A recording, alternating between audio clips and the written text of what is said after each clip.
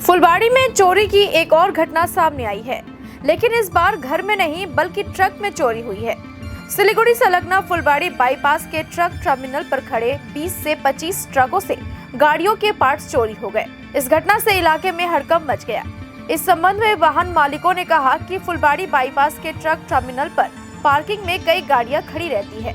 आज उस पार्किंग स्थल से लगभग 20 से 25 गाड़ियां के सेल्फ समेत उनके पार्ट चोरी हो गए हैं। चोरी हुए पार्ट्स की अनुमानित बाजार कीमत करीब 2.5 लाख रुपए बताई जा रही है।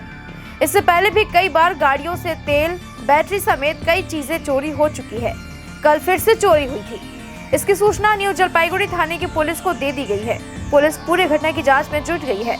गाड़ियों के मालिकों ने इलाके में पुलिस गश्त की मांग की है।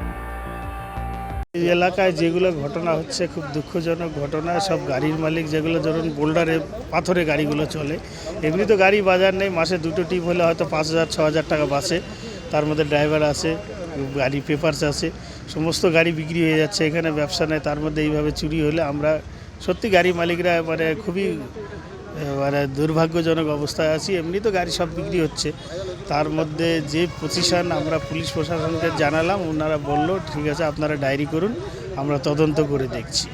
এইভাবে যদি গাড়ি চুরি হয়, এমনি তো ব্যাটারিগুলো খুলে রাখা হচ্ছে, তারপর তেল চুরি হয়ে যাচ্ছে, আপনার সেলফ চুরি হচ্ছে।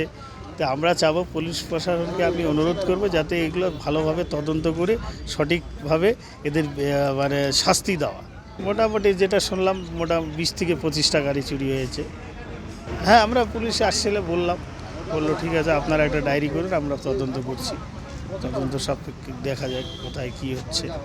তো এইভাবে যে চুরি হয় এলাকা গাড়ির বিজনেস কেউ করতে পারবে না। এমনি তো গাড়ি বিজনেস শেষ হয়ে গেছে, এখানে বোল্ডারে যেটুকু আছে এটাকেও করতে পারবে না কেউ। তো আজকে রাত্রের ঘটনা, এর আগেও হয়েছে। এর আগে মোটামুটি তেল, তার, ব্যাটারি এগুলো চুরি হতো। কালকে রাত্রে ঘটনা 20 থেকে 25টা গাড়ির সেলফ খুলে নিয়ে যায়।